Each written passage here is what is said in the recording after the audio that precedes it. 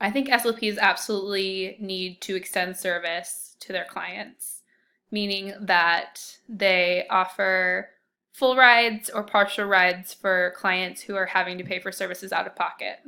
SLPs in the school district are really lucky that all of their caseload is covered by the educational system, and they don't have to consider socioeconomic status when they see their clients, versus some of our adults with acquired disorders or pediatric clients who need additional service outside of their school are either having insurance pay for it or are having to pay out of pocket.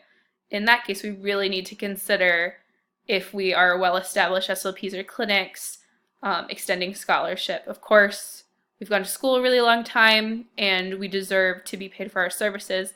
However, I think it's a part of our due diligence in the profession to extend some opportunities in cases where it's just not possible for the client to afford services that they could really benefit from.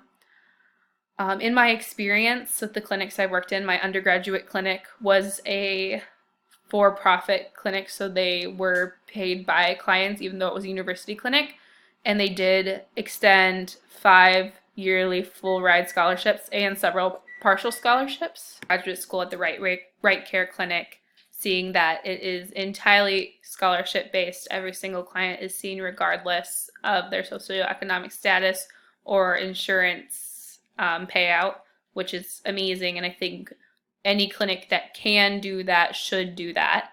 You see how long our wait list there is. And then at my other site at Sweet Pea, they are completely for profit. As far as I know, they don't extend any scholarships, but I think if it is in their wheelhouse, that's definitely something that they should consider.